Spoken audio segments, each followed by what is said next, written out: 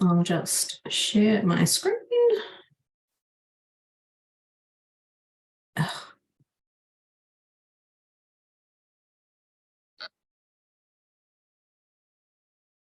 Oh, why is it not coming up?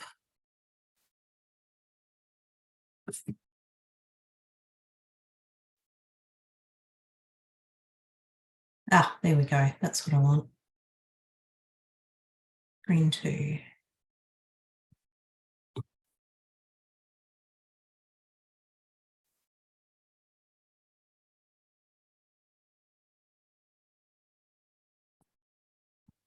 Okay, so we have people coming in. Cool. We'll just wait another minute or so and we shall get started.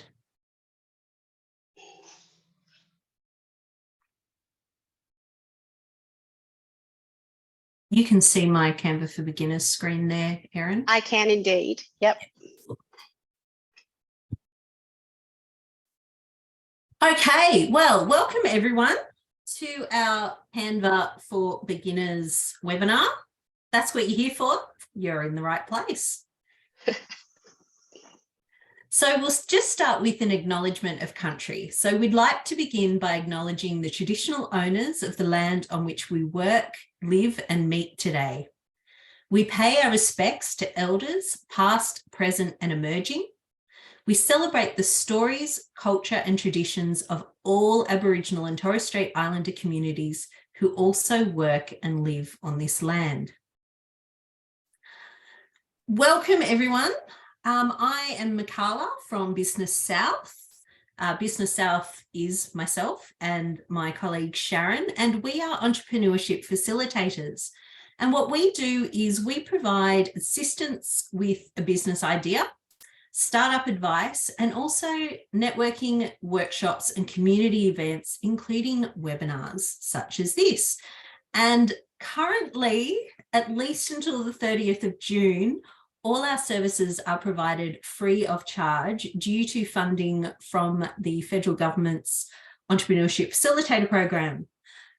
It was announced in the recent federal budget that our program is getting cut, funding is getting cut 2 years early, but do not fear, we are working very hard behind the scenes to try and work out a way for us to continue delivering the service that we have been delivering. So stay close. If you're on our email list, that's a really good thing because we'll be communicating as things happen and as we get updates. And we have engaged as a group. The Entrepreneurship Facilitator Program is an Australia-wide program.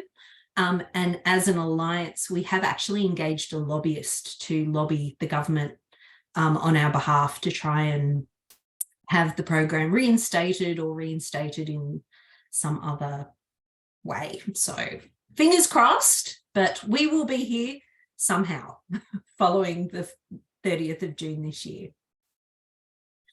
But today we're here to talk about Canva, and I have with me my beautiful friend and very talented person, Erin Duncan. So Erin is an artist, illustrator, teacher, mother, hiker, and lover of the colour green. She lives in an apple shed in southern Tasmania with her amazing husband, 2 marvellous daughters, a wolf dog, and a rascally cat. Back in the day, she trained and worked in film production. However, having kids led her back to her true love, which is painting and writing. At the end of 2020, Erin was diagnosed with breast cancer, and during her treatment, she decided that she would paint 100 bad paintings as a way to lean into her creativity. And it had a big impact and it created some beautiful work. So now she designs and illustrates art prints, homewares, gifts, and stationery, all of which she sells on her website, which is Erin Duncan Creative. And she also rebranded our Business South stuff. So I was just saying earlier, she's created some beautiful slides for us just recently, but I am not using those slides today simply because I wasn't quite organized enough. So They exist, but this is not her work. She does really beautiful work. So just before I hand over to Erin, if you have any questions, I'm just going to ask that you pop them in the Q&A box, and then I'll keep an eye on it, and as they pop up, I will ask Erin and she can answer them as she goes through. So I am going to stop sharing, and I will stop my video and hide myself so I'm not a distraction to anyone, and you may take over. Okay, am I being heard loud and clear? I can definitely hear you. Okay, good. All right. Hello, everyone, and thank you for that lovely welcome, Mick. My name is Erin, and I'm very excited to be doing this Canva workshop with you guys, because like I'm an entrepreneur, as I'm sure all of you are, and I just feel like there are so many bits of content that we're expected to make as entrepreneurs these days, from social media to brochures to slides to all sorts of things. And to do that, being able to use Canva, I think, is so incredibly helpful. So I'm really, really happy to be able to share a little bit of what I know about Canva with you guys. I'm going to basically show you how to do up some social media squares, some tiles, as they call them. I thought that would be a good starting place because it's something that we all need to do. If I'm going too fast, just let me know. If you have any questions, put them in the chat box. Mick will let me know. This is for you, so any way that I can help you, any questions that you might have, anything that you really need to know to help you in your business, please just go ahead, feel free to ask, and I will do my best to answer you. So to get started, I'm going to share my screen. Here we go. It says I'm screen sharing, so I think that you guys can see my desktop. Yep. So this is a basic Canva account. I open up a fresh one that's that's a free one, just so that we would all be working on the same page. There is so much that you can do with a free Canva account that it's just fantastic. I have a pro one, but honestly, I didn't get one for years. You can do everything you need in a free account, really. Right, so to get started, you can see all these templates that they have for you here. You can search for anything that you want, but we'll just go straight to here, create blank Instagram post. So I'm going to go here. There we go. All right. Now it does give you, if you look down if you can see down the left-hand side, sticker, no, it gives you a whole bunch of templates along the side here. And the thing about these templates is I do find them to be quite complicated, and just not, sometimes you just want something simple. You need to be able to just quickly whip it up yourself from scratch. So that's what we're going to be doing. All right. So I'm going to try and make this simple, and I'm going to try and do it by giving you a few tips to help you on your way. The first tip that I have for you is about color. And I was talking to Michaela about this before, and it's kind of a bit boring and a bit unsexy, but the truth is you really want to be able to know which colors you're going to use almost before you start. You want to pick, say, 3 to 5 colors that you know that you want to use in your document, and all your documents if you can. If you have business colors, these are your business colors. If you don't have business colors, then just pick your favorite color and try and work with that and find some complementary colors that go with it. I will walk you through this. But by knowing ahead of time, by taking 5 minutes to simply plan what 3 to 5 colors you're going to use, you will save yourself so much time and messing around in the long run.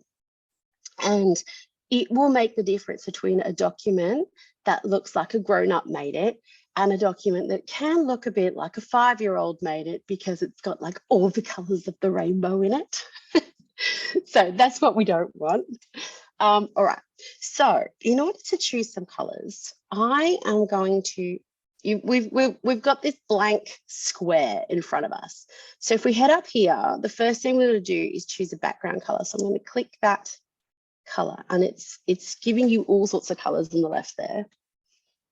Now, I know that I happen to like a good coral pink. So I'm going to type in coral and see what we get. And I'm thinking maybe something like that. So try that again. Yeah, I think that's a good color. Now, if you can see, when I hover my icon, my pointer over that color, it comes up with a hashtag number or a code, a color code, basically. One of my tips for you is if you decide that's a color that you want to use, then write down that code, because then you can always return to that color. And across your documents, you will always be able to get that same color. And that keeps all of your things looking professional and aligned and in sync. So that code is D57176. So I'm going to write hashtag D57176. Right, that's our first color. If you notice as well, Canva has come up with all these little color palettes for you, and you are welcome, if you don't know what colors you like, to look at those color palettes and choose anything that you like from there. So I'm going to use, I know that I like a particularly kind of sandy neutral color, E7E. It is E7E9EC. Right, okay. Here's another color that I'm going to choose, which is this one up here. I don't know if you can tell, it's a very light beige color.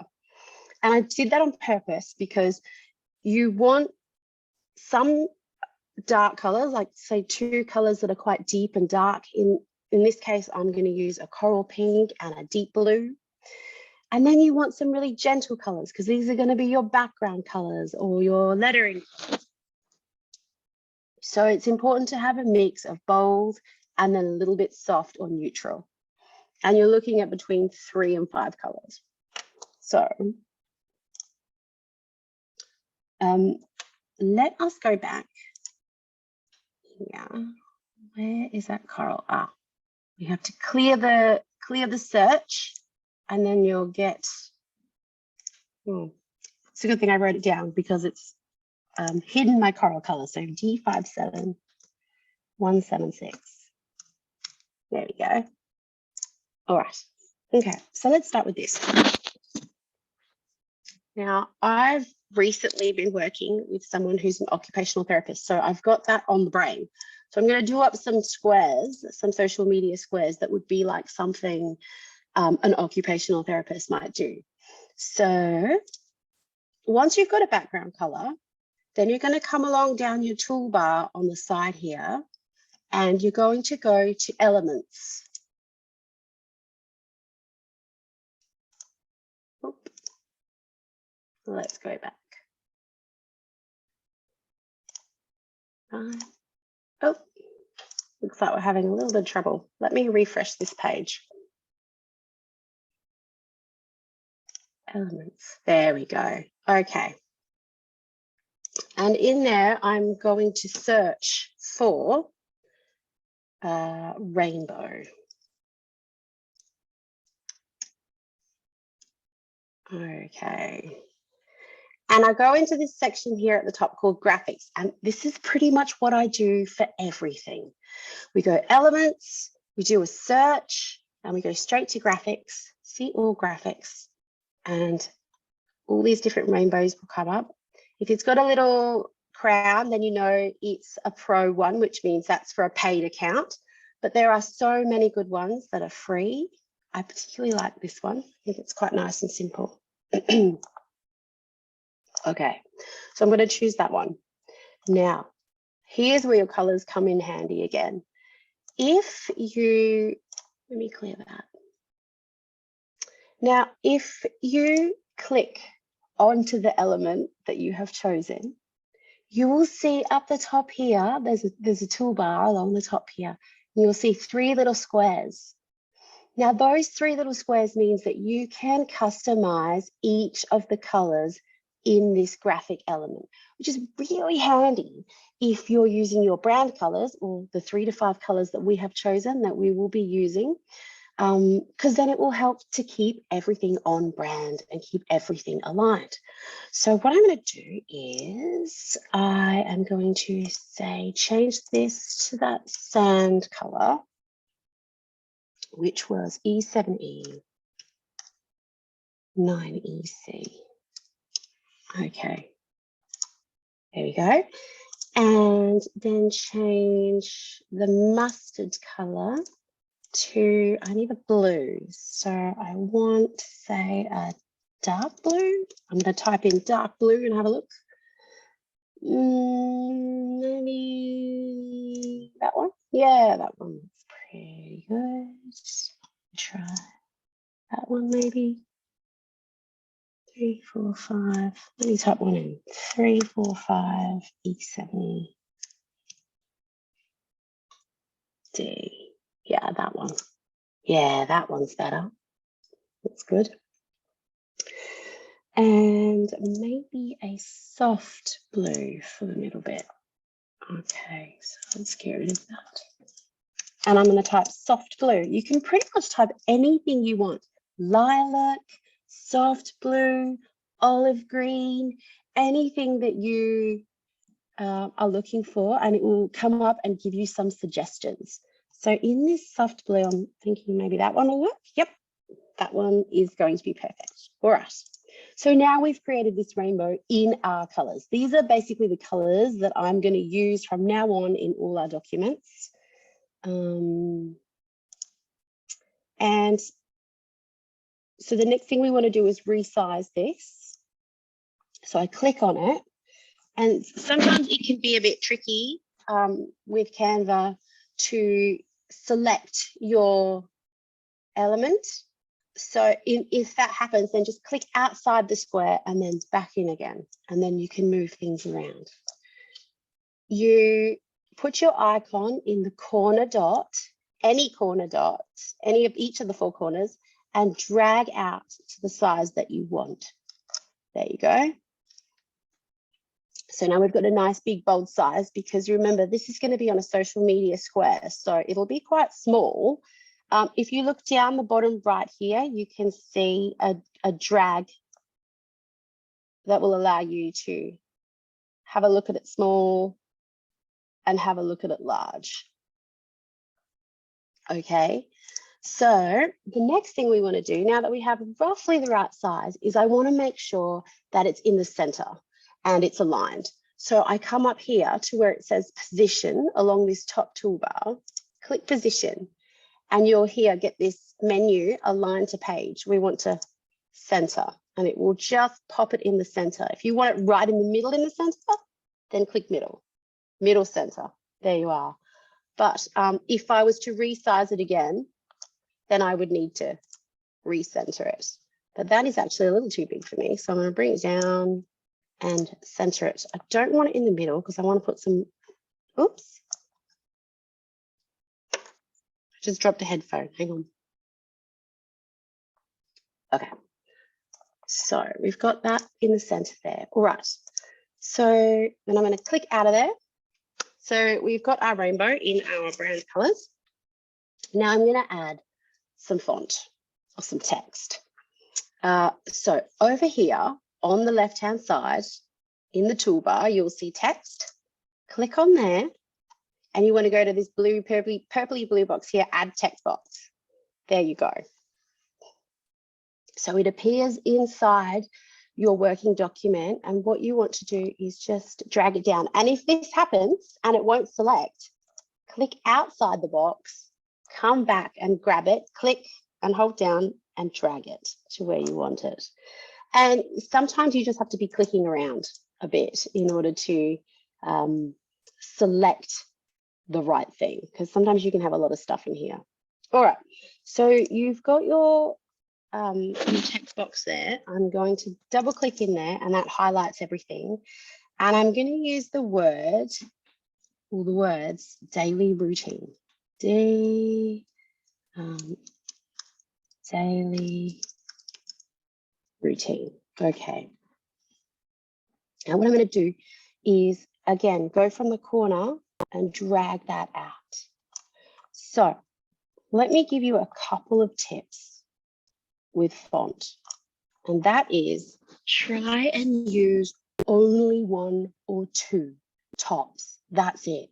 You don't want to be using lots of different fonts, and you want to keep things very uniform, very simple, and very the same throughout your document. So you want 1, maybe 2 fonts tops. I mean, you know what, like, these are rules. You can break any rule you like, but just as a general thing to go by, 1 to 2 fonts is all you're going to need. And I try to keep things very clean and very simple. So I have like just a couple of fonts that I use all the time. One of those is Lato. So you come up here, these are your fonts here. And Canva has so many, and they have free ones, and they have paid ones. I'll type in Lato because that's one of my favorites. Here we go. But actually, I think that's a bit boring. So I am going to use a calligraphy font, one that I like. It's called Amsterdam. There are not many calligraphy fonts that I like. And generally, I would never use them because I don't know about you, but I find them incredibly hard to read. Whenever anybody has anything written in handwritten font, calligraphy font, I can't read any of it. So I tend to never use them. But I have this one that I love. It's called Amsterdam. Amsterdam 1. There it is. And it only looks good if you use capital, like if you don't use capitals. If you use all capitals, it looks terrible. So there's a little button up here that's at the top, says uppercase. Click it. Oh, that didn't change it. All right, we'll have to do it by hand. And we'll call it daily routine. There we go. And I'm going to make the color of this text the same as the outside of this rainbow. So, and now that Canva has seen, it knows my document and it knows my colors. So it will just keep showing up my document colors here on the left, which makes it a lot easier now to pick those same colors over and over again. So, and I'll just change the color back. And there you go. So if you can imagine, that would be our first social media post, and it would be for an occupational therapist looking after kids. It would be about the daily routine of kids and all that kind of stuff. But that is our basic square. So just to recap on that, it really helps to come in knowing that you've got these 3 to 5 colors that you're going to use. Or even if you don't know, at least as you're working, you bear in mind that you just really want to stick to 3 to 5 colors. And Erin, we've just had a question come in saying, how do you edit text? So could you go through a bit more about how to edit the text, doing the size and all of the different things? Absolutely. Yes, I can definitely do that. All right, cool. So we'll do up another one with more text on it. So let's do a fresh one, and we'll change this background to a neutral. You have to clear your search bar up here so that it brings you your document colors. There we go. Okay, so, oops, here we are. Let's choose an element. Right, another very, very useful thing. The elements I tend to find, I do searches like organic elements, organic shapes. Those are the kinds of things that I use the most. And I just search that up here. Like if you type in organic, and then see all. So you'll get all these kind of like more fun, interesting shapes that you can use. So many different kinds of plants, rainbows. These things here are always pretty useful and pretty fun as well. Anyway, sorry, back to the task. Right, I'm going to add a shape. I'm going to add a circle. Here we go. And I'm going to resize that by dragging from here to here. Okay. And I'm going to position that in the center. There it is. Okay. Now I'm going to go back to text, and I'm going to add a text box just like we did before. Right. And I'm going to go. So it's come up with a basic text box, and let's use the word occup. All right, let's change that to later. Okay.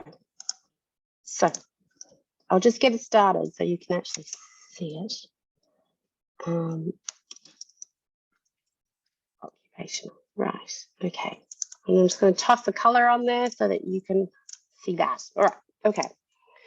So what I've done is I've added the text box here, and then double click inside it to type. A cursor should come up. So let me do another one. Oop, right. When I've clicked on the box, I get this little item here, and that allows me to duplicate. So I'll come down here, highlight that, double click inside the box, and that highlights the whole thing. And then I'm going to write therapy. There you go. Now, there are two ways that I can resize that font. I can either do it just by clicking and dragging. And when I do that, it reflects up here in the font size, or I can simply just edit the size here by pressing the minus sign, that makes it smaller, or the plus sign, which makes it bigger, or I can actually just highlight that box in there and write the number, enter, which will give me a size. So those are the two different methods you can use to adjust the size. And I just tend to drag it out myself. But if you've got a sort of larger working document and you want to make sure that all your fonts are the same size, all your headings are the same size, and your paragraph text are the same size, then it would be best to do it in here and adjust the number directly.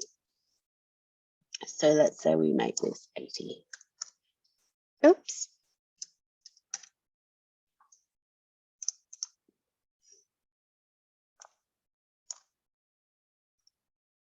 Oh, 80, there. So that's the sizing. Now, when it comes to changing the font itself, you use the box next to it here, where it says Lato. That is the font that I'm using. Now, you can come in here, and if you click inside the search box, it gives you some options. You can choose handwriting, and it will give you all these different handwritten style fonts that you can choose from. Most of them, honestly, are pretty bad, but here's Beth Ellen. Let's try that. Oh, that's kind of funky. How about Miss Julie? That's a good one, or it can be, yeah. Or if you don't want handwriting,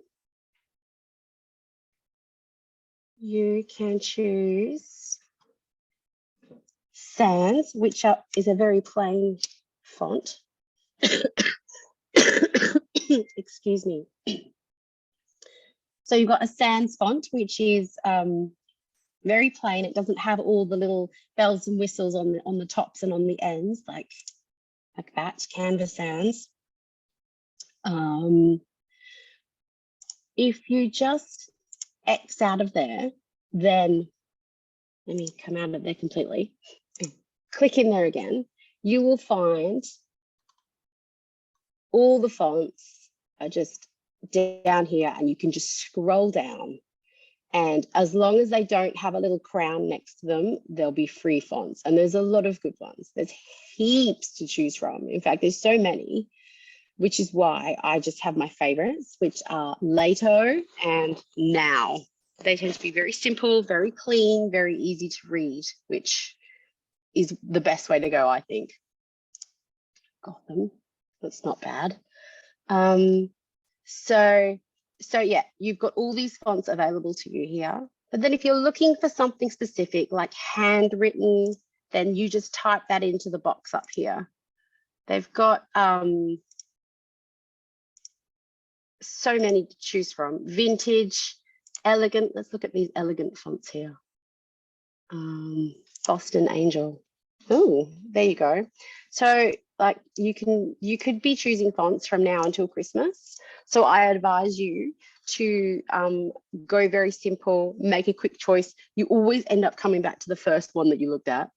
But always like go with Lato. It's a great font. You can never go wrong. It's quite an interesting one. All right. So was that okay for fonts? Did that answer the question, or was there more that you needed to explain? Actually, there is.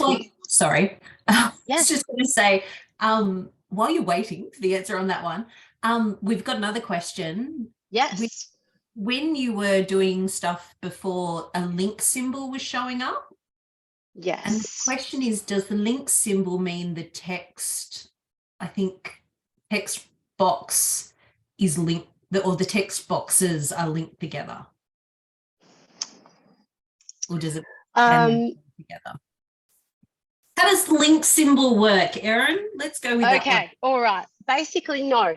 Link symbol means that you want to create a link in that document. So if I was creating a PDF, and this is going to be a PDF, then I could click on this, and here where it's got your three little dots, click on there and click link, and I would enter in the link, you know, the address, and then that would become a link. And then when I save this and exported this document as a PDF, it would be clickable. You could click that link and it would send you off to wherever you want it to go. So no, that link button means it's an actual link. But if you, let me explain the next bit to you. All right. So let's say I have two different text boxes here, which I do.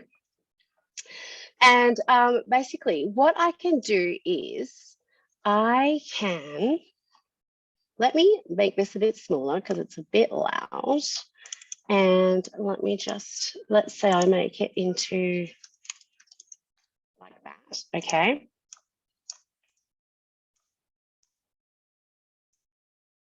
Just bring that size down a bit, okay. So what I'm going to do is I'm going to position that. So I'm going to take occupational and I'll make sure that it's in the center, and then click on therapy and make sure that's in the center. So now I know that those are perfectly centered to each other. So what I can do is I can click on occupational, hold down the shift key and click on therapy. Can you see how that's created a box around the two? So now I can group those together and they are now together. So no matter what happens, even if I resize them, side, they will still be together and they will still be in proportion to each other. And then if I want to ungroup them, it will come up. If I just click on there, it will say ungroup, ungroup, and then click outside and they'll be separate again. So that's kind of actually quite a handy little thing. Awesome, thank you. Just to group them together, yeah. And Rachel said yes, you did answer her question about Oh, the good. text editing. Yep. And Sonia, who asked about the link thing, also said thank you. And we've Yes. got one more question. So Dale, Yes. no, does the text always have to be in a straight line, or can it be curved? No, you can curve your text. Absolutely. Okay. So say we've got occupational here. And I believe we go to this button at the top toolbar here, effects. And see how at the bottom here you've got curve? Click on that. And it will give you a drag icon and will allow you to sort of widen your curve or narrow your curve like that. Or it will flip it the other way if you drag it the other way like that. It's not something I typically use very often, but it is totally there and you can do that.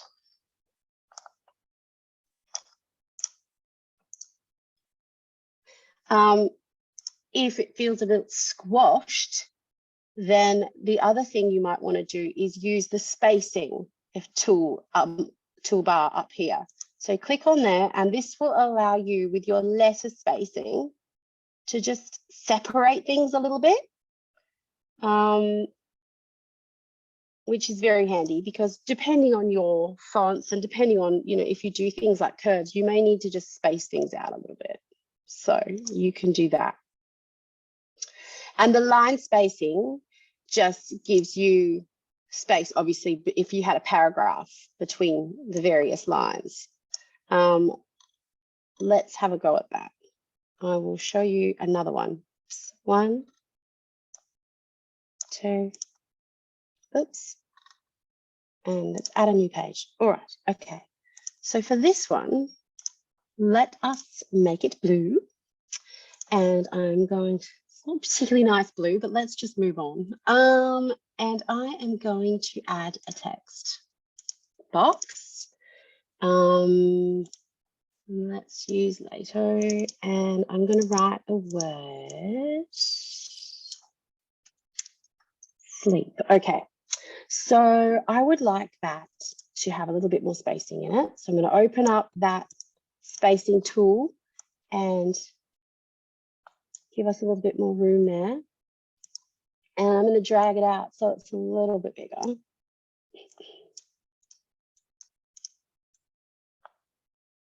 Say about that. That could be a bit too wide, actually. Let's bring it back in a bit. There. Okay. And I'm going to change the color of that font. So I'm going to come up here to where it says A. You've got the basic, you've got your text color, you've got to make it bold, italic, underline, and this changes it in between uppercase and lowercase, but it doesn't always work. So the text color, I'm going to make that dark blue. Okay. Now I'm going to add another text box. Add text box. Click out, come back, bring it down. You'll know that you can move your box when it has that funny little cross icon. And that means that you can move your whole text box. So what I'm going to do is change that to Lato as well. Make it a bit smaller. And we're going to write something like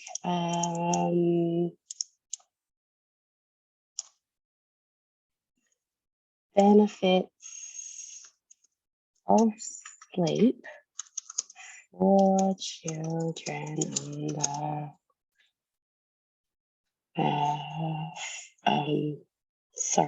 for children over 5. Okay. Benefits of sleep. And I'm just using my enter key on my keyboard to space this out. Benefits Let's actually write this.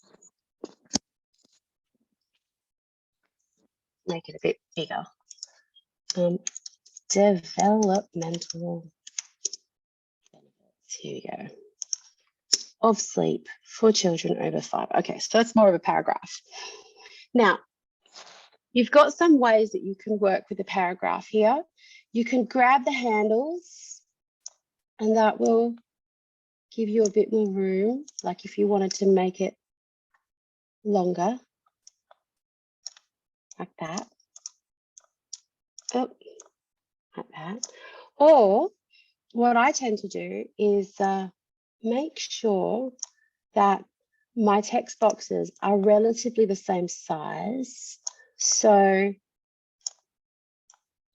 if I make that, say, that sort of size, then I know that the edges of this text box will also be at a similar size. And that keeps things nice and aligned and neat and tidy. So I will actually position that in the center, and then benefits of sleep in children over 5. Maybe make that a little bigger.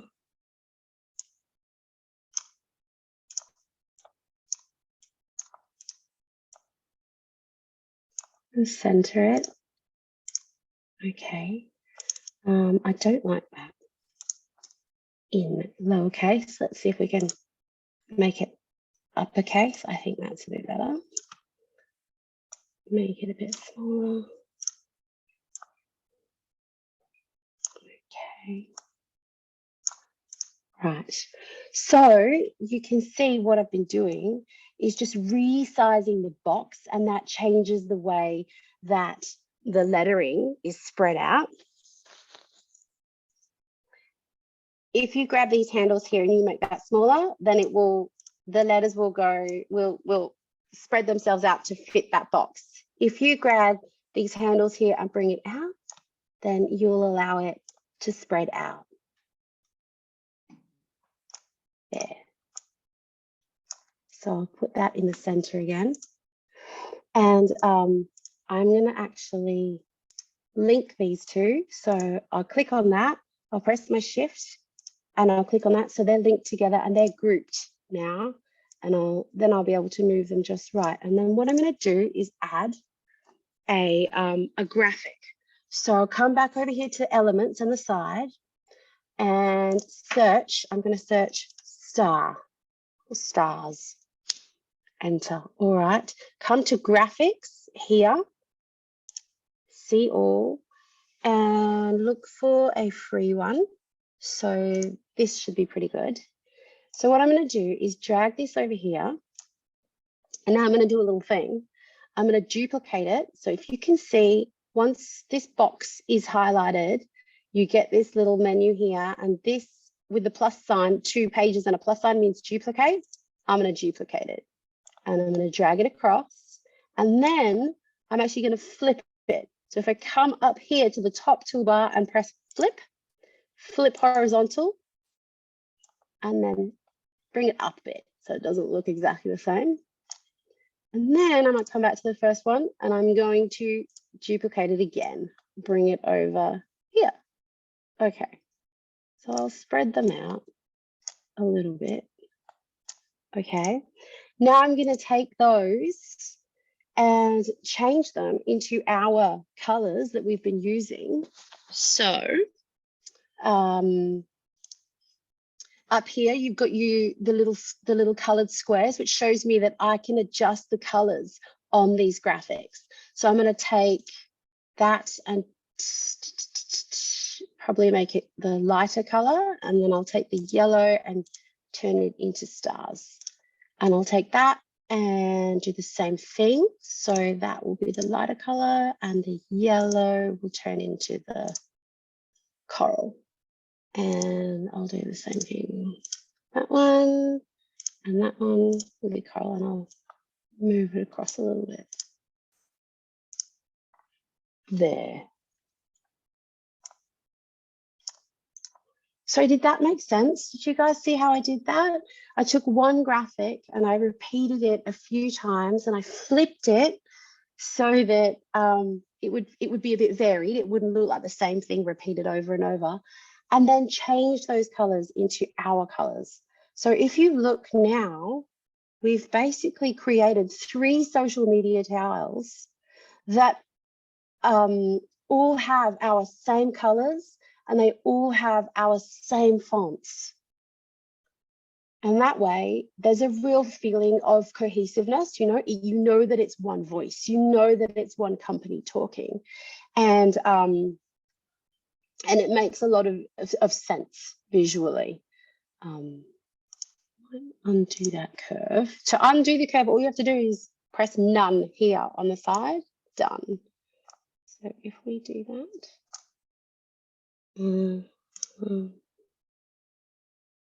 there. That is awesome. Thank you for that. Does that make sense, Mick? I love watching you work. It's like I call myself design challenged because I never know how to make anything look awesome. So I just love watching you just take such simple things and make them look pretty. It's awesome.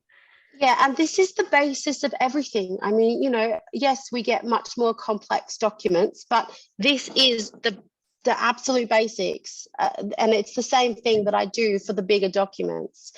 It would be good as well just to run you through how to actually share this. So what happens next is that you come up here to the top right to your share button. Let's click on that because there's all sorts of stuff that you can see. And basically what you're going to do from here is you're going to download. So if we go to download, I would actually, it says use PNG suggested, and I would use that for these kinds of social media squares because they have text on them as well as graphics. So using this PNG file just means that when it's compressed, it's clearer and it's sharp, which is what we want.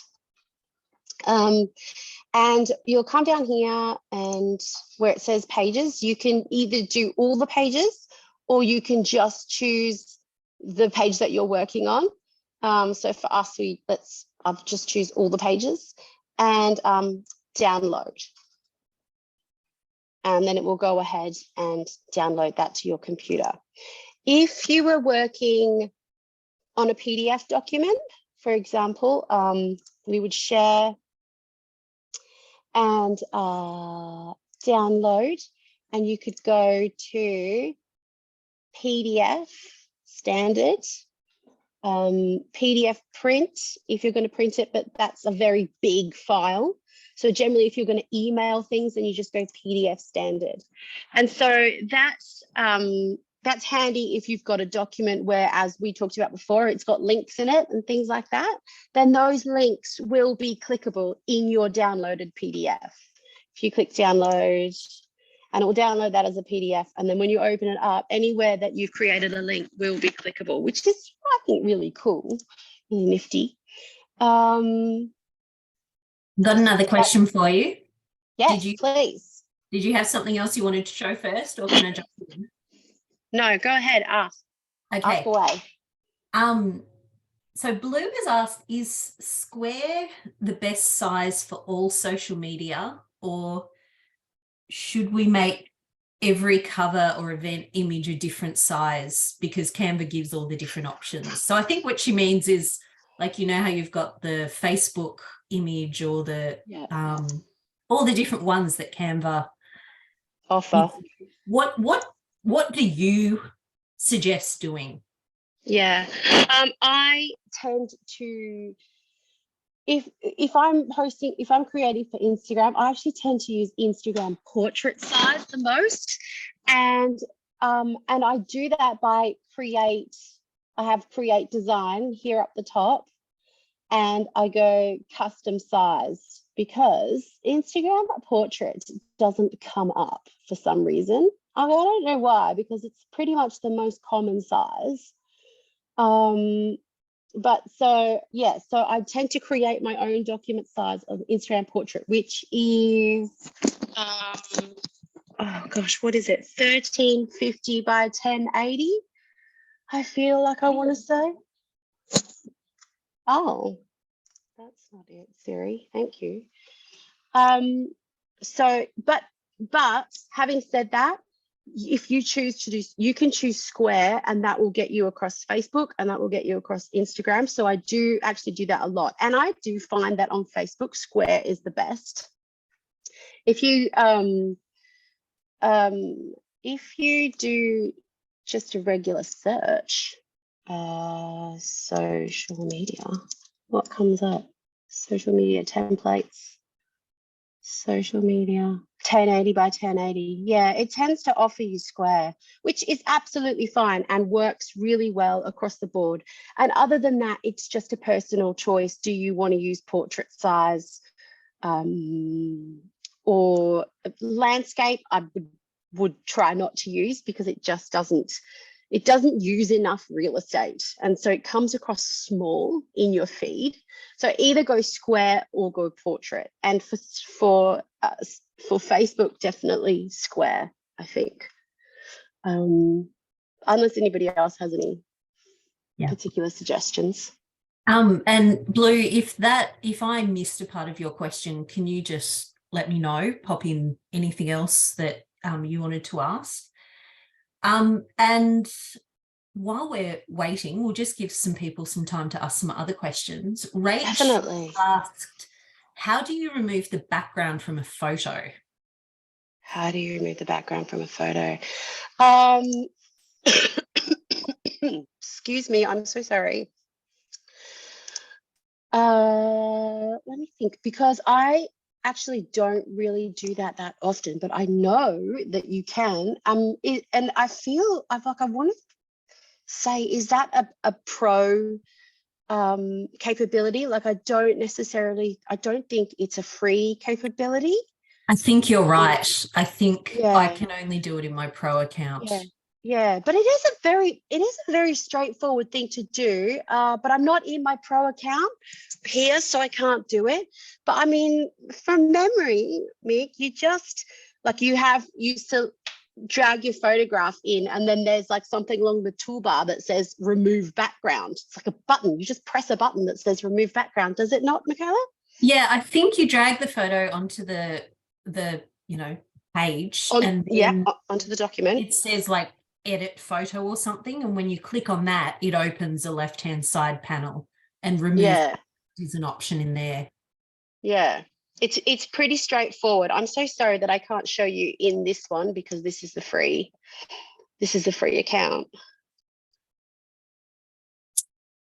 And Sonia has said, thank you, this is useful. And Isla has said that she's going to have fun experimenting, which is awesome. Wow.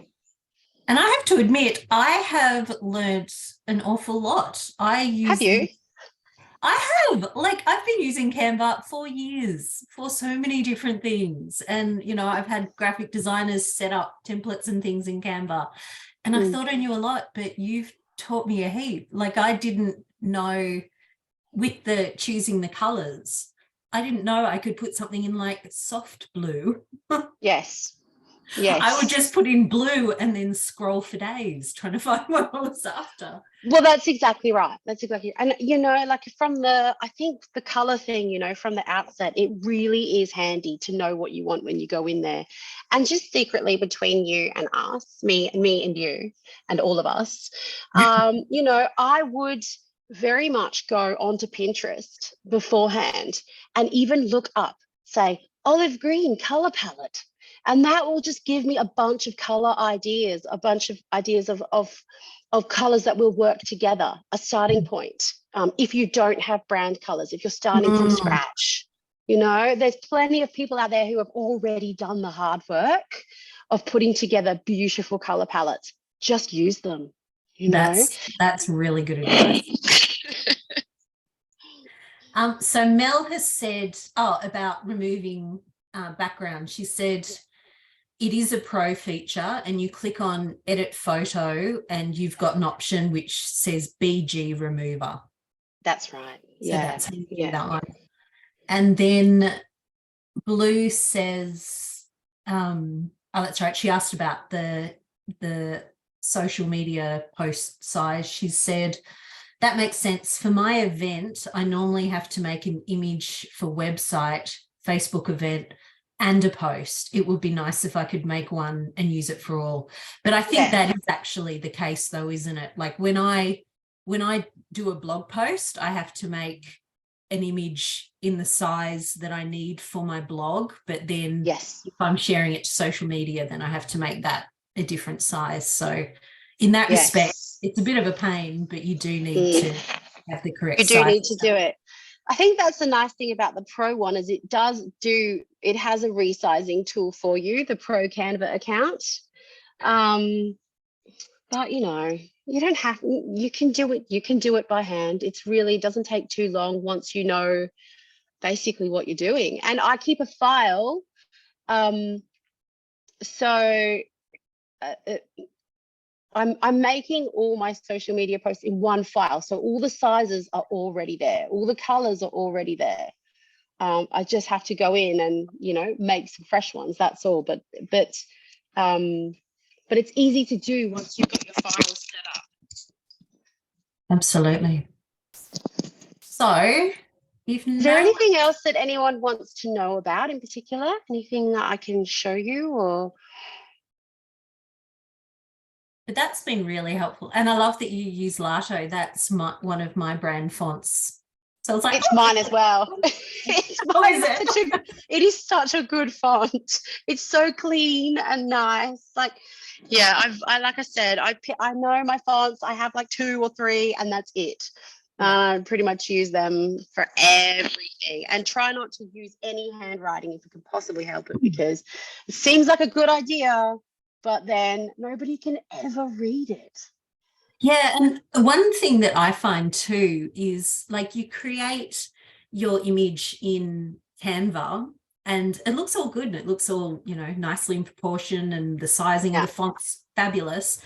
But then when you post it to Instagram, sometimes you look at it and you go, the font was too small, or especially if it's a script or a handwriting type style. Yeah, which is exactly why this little tool on the bottom that allows you to scale is so handy. So that once you've made it, and because like if you're blind like me, I have to work quite large.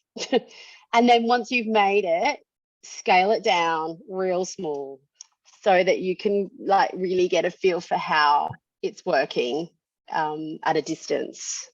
And because people are going to scroll very quickly. Is it eye-catching? Is it simple? Is it bold? Is it clear? That's what you want. And oh yeah, I think that's about it really. Fantastic, thank you.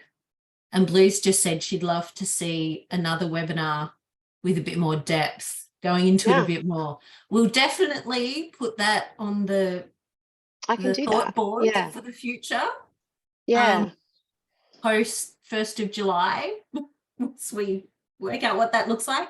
But I think that would be really good because this is a fabulous resource.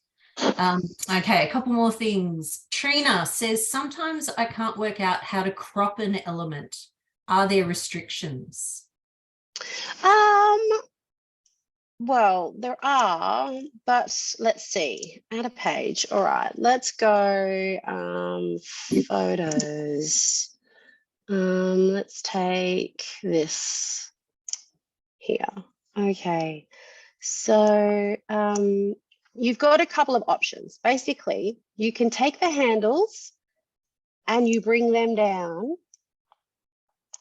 So the handles change the shape of your whole photo, and then I can double click inside there. Let me come out, and then there you go. And then you can see with the boundary boxes there how I've actually how I've cropped it down. So if I grab, I can move within there.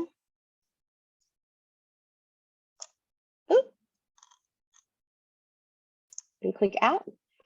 And so I've changed that again.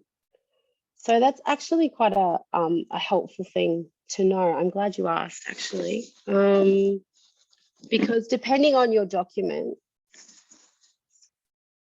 sometimes you've only got room for, say, a photo that's there in the corner. And like if it's a photo that that you've taken at one of your events or something like that, and you want to make sure that you've got the people in it, or it's a really large photo.